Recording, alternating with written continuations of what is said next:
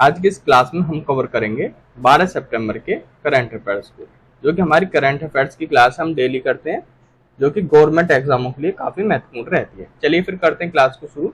भारत और सऊदी अरब ने ऊर्जा क्षेत्र में सहयोग पर इन्होंने समझौता पर हस्ताक्षर किए। भारत और सऊदी अरब ने ऊर्जा क्षेत्र में सहयोग पर इन्होंने एक एमओयू पर हस्ताक्षर किए हैं। समझौता ज्ञापन नंबर नवीकरणीय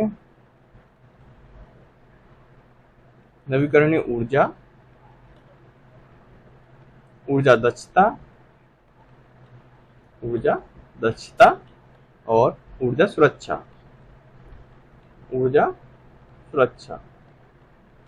ये क्षेत्र इसमें शामिल है। इस एमओयू, इस समझौते में नवीकरण ऊर्जा दक्षता, ऊर्जा सुरक्षा जैसे क्षेत्र इसमें शामिल किए गए हैं। समझौता ज्ञापन में जलवायु परिवर्तन के प्रभावों को कम करने के लिए परिपथ अर्थव्यवस्था प्रौद्योगिकियों पर भी ध्यान केंद्रित ये करता है। इस एमओयू, इस समझौते का जो उद्देश्य है वो नवीकरण ऊर्जा, बिजली यानी कि इलेक्ट्रिसिटी, बिजली, हाइड्रोजन और भंडारण,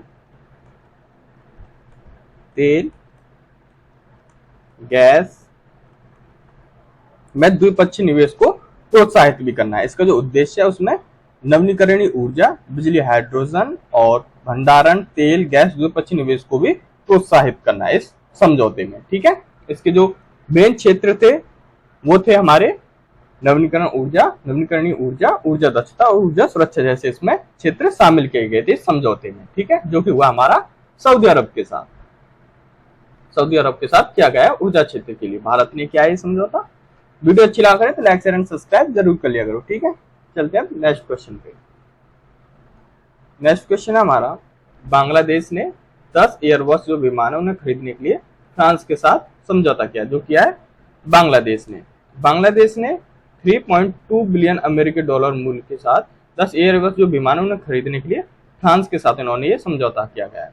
पूछ लिया जाता है तो बांग्लादेश ने किसके साथ समझौता किया है 10 एयरबस विमान खरीदने के लिए, तो फ्रांस के साथ इसने समझौता किया है। ठीक है, कितने मूल्य में किया था वो 3.2 मिलियन अमेरिकी डॉलर मूल्य में ये किया गया है, जो कि बांग्लादेश इन्हें खरीद रहा है। ठीक है, अब चलते हैं नेक्स्ट है हमारा, मोबिलिटी सॉल्यूशंस की पेशकश के लिए उबेर ने भारतीय नौसेना के साथ साझेदारी की। जो की है उबेर ने की है भारतीय नौसेना के साथ साझेदारी।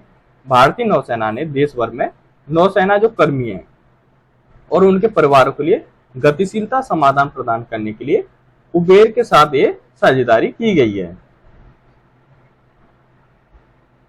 साझेदारी में ये उबर ऐप है, ये वैकल्पिक प्रोफाइल को और व्यस्त कार्यालय समय के दौरान कीमत जो बढ़ोतरी होती है उसके सुरक्षा जैसे लाभ भी इसमें शामिल किए गए हैं।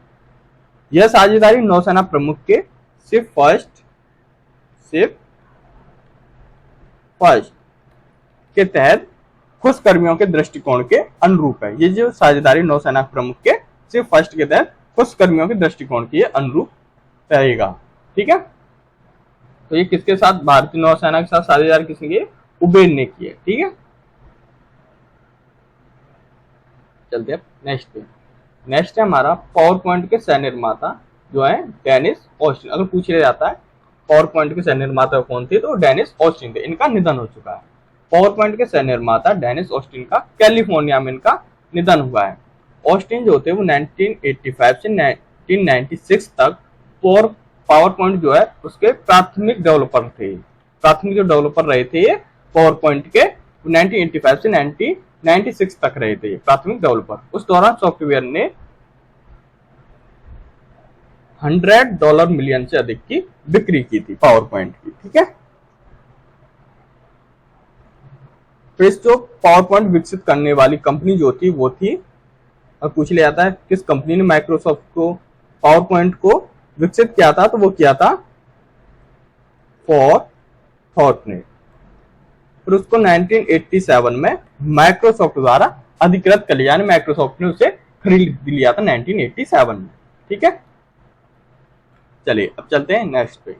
नेक्स्ट है हमारा, हरित हाइड्रोजन उत्पादन के लिए NGEL ने नायरा एनर्जी के साथ इन्होंने साझेदारी की है, जो कि है नायरा एनर्जी के साथ हरित हाइड्रोजन उत्पादन के लिए।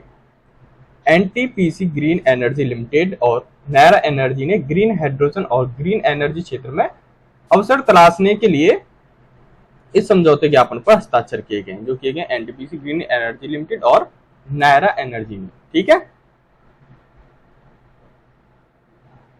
इस MOU के इस मतलब समझौते का जो उद्देश्य है वो नायरा एनर्जी के कैप्टिव उपयोग के लिए ग्रीन हाइड्रोजन का उत्पादन करना और डिकार्बोनाइजेशन में तेजी लाना है। ये साझेदारी ग्रीन हाइड्रोजन के उत्पादन के लिए अत्याधुनिक तकनीकों का पता लगाएगी और उन्हें भी लागू करेगी। ठीक है, ओके, चलते हैं अब नेक्स्ट पे।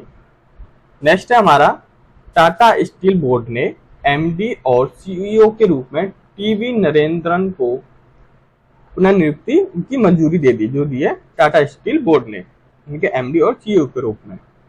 TV नरेंद्रन को अगले 5 वर्षों के लिए टाटा स्टील लिमिटेड के वैश्विक प्रबंधक निदेशक और CEO के रूप में फिर से नियुक्त किया गया है, जो किया गया उन्हें वैश्विक प्रबंधक निदेशक और CEO के रूप में नियुक्त किया गया है।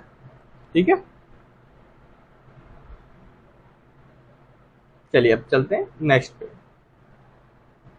नेक्स्ट है हमारा भारत और यूके ने नई दिल्ली में 12वीं आर्थिक और वित्तीय वार्ता यानी कि EFD आयोजित की, जो कि भारत और यूके ने। ये कहां पर की गई है? तो ये नई दिल्ली में की गई। अगर पूछ ली जाती है भारत और यूके ने 12वीं आर्थिक और वित्तीय वार्ता कहाँ आयोजित की गई थी, तो वो नई दिल्ली में की गई थी। और कौन सी की गई? तो ये 12वीं आर्थिक और वित्तीय वार्ता आयोजित की गई है भारत और यूके ने। मंत्री स्तरीय यानी कि भारत और यूके आर्थिक और वित्तीय वार्ता को 12वां दौर नई दिल्ली में आयोजित किया गया है। ठीक है, भारतीय प्रतिनिधिमंडल जो है उसका नेतृत्व केंद्रीय वित्त कॉर्पोरेट मामलों में मंत्री श्रीमती निर्मला सीतारमण ने किया था, जो कि हमारी वित्त मंत्री है निर्मला सीतारमण। दोनों देशों ने Bharat UK infrastructure finance bridge की घोषणा की, जो भारत के राष्ट्रीय इंफ्रास्ट्रक्चर पाइपलाइन के समर्थन में विशेषज्ञता और निवेश का लाभ उठाने के लिए एक सहयोगी पहल रहेगी। ठीक है, इसीलिए आयोजित किया गया। इसमें दोनों के भारत और यूके के इंफ्रास्ट्रक्चर बिजनेस ब्रिज की घोषणा की गई और भारत के राष्ट्रीय इंफ्रास्ट्रक्चर पाइपलाइन के समर्थन में विशेषज्ञता और निवेश का लाभ उठाने के लिए इसे सहयोगी पहल भी है ये। ठीक है, ठीक है, ओके, चलते हैं हम नेक्स्ट पे। नेक्स्ट हमारा TCS ने लिविंग हार्ट प्रोजेक्ट में द साल्ट सिस्टम के साथ समझौता इन्होंने यानी सहयोगी इन्होंने किया है। टाटा कंसल्टेंसी सर्विस यानी कि TCS ने बायोफिजिकल सिमुलेशन के माध्यम से कार्डियोवास्कुलर साइंस के में डिजिटल परिवर्तन लाने के लिए लिविंग हार्ट प्रोजेक्ट के हिस्से के रूप में द सॉल्ट सिस्टम के साथ इन्होंने साझेदारी की है। लिविंग हार्ट प्रोजेक्ट जो है कार्डियोवैस्कुलर शोधकर्ताओं और अभ्यास करने वाले कार्डियोलॉजिस्ट एक पारिस्थितिक तंत्र को एकजुट करता है। TCS डिजिटल मानव हृदय मॉडल विकसित करने में योगदान देने के लिए अपनी प्रौद्योगिकी विशेषता जो है उसका ये उपयोग करेगी, जो करेगी TCS। ठीक है, टाटा कंसल्टेंसी सर्विस। ओके, चलते हैं नेक्स्ट पे। नेक्स्ट है हमारा पाकिस्तान ने अंतर्राष्ट्रीय व्यवसायों को आकर्षित करने के लिए नई अपनी वीजा नीति का अनावरण किया, जो किया है पाकिस्तान ने किया अपनी वीजा नीति का अनावरण किया, जो अंतर्राष्ट्रीय व्यवसायों को आकर्षित करने के लिए, जो अंतर्राष्ट्रीय व्यवसाय हैं उनको आकर्षित करने के लिए इस वीजा की नीति का अनावरण किया है। पाकिस्तान ने विदेशी उद्यमियों को आकर्षित करने और देश में निवेश को प्रोत्साहित करने के लिए एक नई वीजा नीति का अनावरण इन्होंने किया है। पाकिस्तान के आर्थिक चुनौतियों से निपटने के लिए विशेष निवेश जो सुविधा परिषद है यानी कि SIFC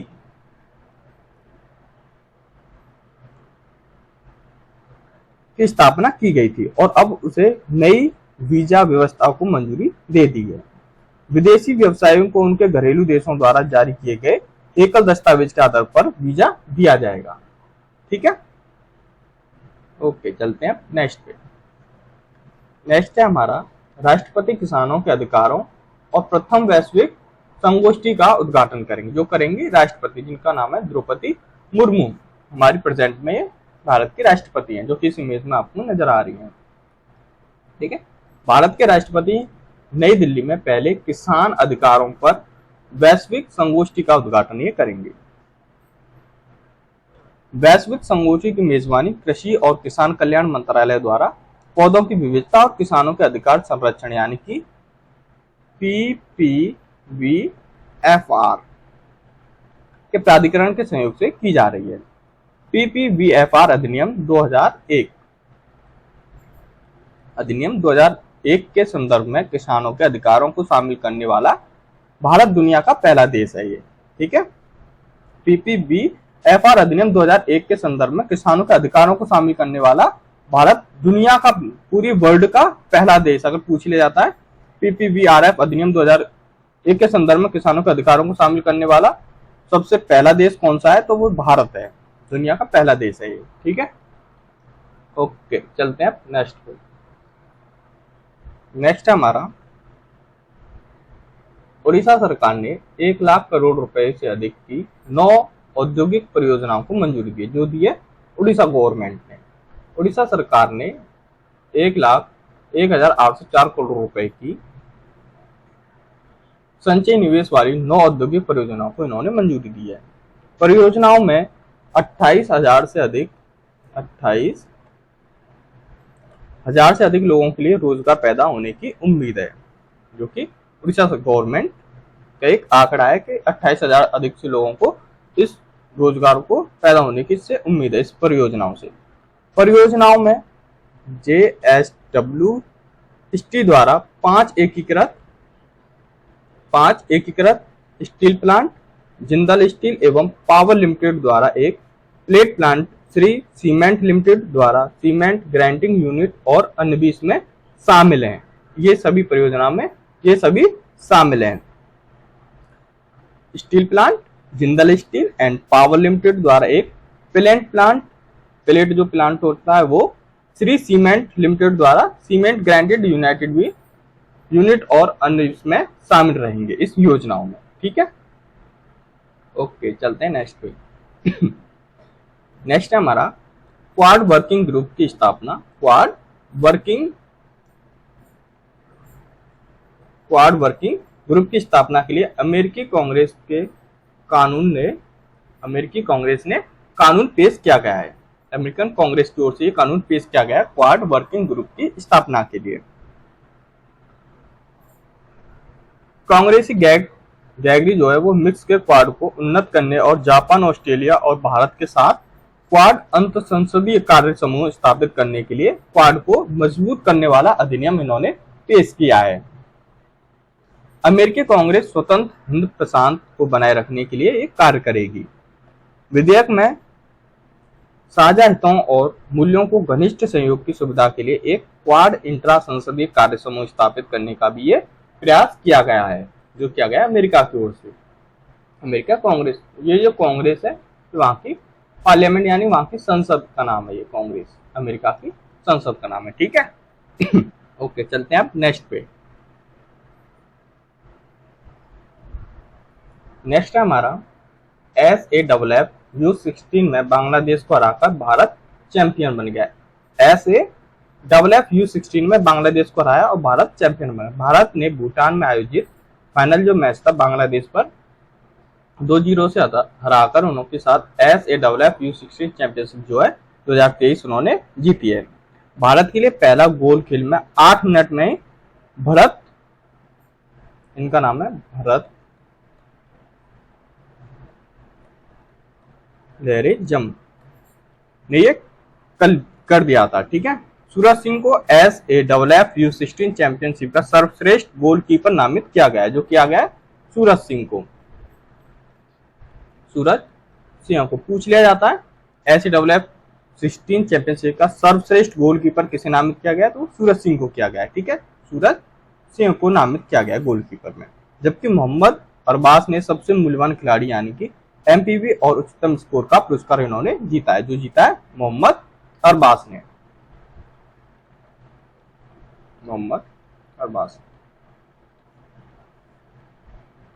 ठीक है, चलते हैं हम नेक्स्ट पे। नेक्स्ट है हमारा, आरबीआई ने आईसीआईसी बैंक के एमडी संदीप बख्शी को 3 साल के लिए पुनर्नियुक्ति की मंजूरी दी है। जो दी है आरबीआई ने। आरबीआई मानी कि भारतीय रिजर्व बैंक ने 4 अक्टूबर से 3 साल के लिए आईसीआईसीआई बैंक के एमडी और सीईओ, जिनका नाम है संदीप बख्शी, को पुनर्नियुक्ति की मंजूरी दी है। अगर पूछ लिया जाता है आईसीआईसीआई बैंक के एमडी और सीईओ कौन है, तो संदीप बख्शी है। ठीक है, उन्होंने अक्टूबर 2018 में चंदा कोचर के पदभार लेते हुए इन्होंने आईसीआईसीआई बैंक के प्रमुख के रूप में इन्हें नियुक्त किया गया था। इससे पहले बख्शी आईसीआईसी बैंक के पूर्णकालिक निदेशक और मुख्य परिचालन अधिकारी थे। बख्शी जो है वो 2007 में आईसीआईसी लोम्बार्ड जनरल एसोसिएशन का इन्होंने नेतृत्व किया था। ठीक है, अब चलते हैं नेक्स्ट पे। नेक्स्ट हमारा, ईसीआई अरुण गोयल ने राष्ट्रपति चुनाव 2023 का निरीक्षण करने के लिए मालदीव का उन्होंने दौरा किया है। मालदीव का दौरा किन्होंने किया है? राष्ट्रपति चुनाव के लिए किया गया है अरुण गोयल ने। भारत के चुनाव आयुक्त अरुण गोयल ने राष्ट्रपति चुनाव यानी 2023 के संचालन के निरीक्षण के लिए मालदीव में 3 सदस्यीय प्रतिनिधिमंडल का उन्होंने नेतृत्व किया है। चुनाव का पहला दौर जो रहेगा 9 सितंबर 2023 को आयोजित किया गया था, जिसमें 8 उम्मीदवार मैदान में थे। राष्ट्रपति के चुनाव के लिए मतदान प्रणाली बहुमत जो मत के माध्यम से फर्स्ट पास्ट द पोस्ट पद्धति के प्रत्यक्ष चुनाव है ये। ठीक है, ओके, चलते हैं नेक्स्ट पे। नेक्स्ट है हमारा, विराट कोहली सबसे तेज यानी कि 13,000 ओडीआई रन बनाने वाले खिलाड़ी बन गए। जो बने विराट कोहली।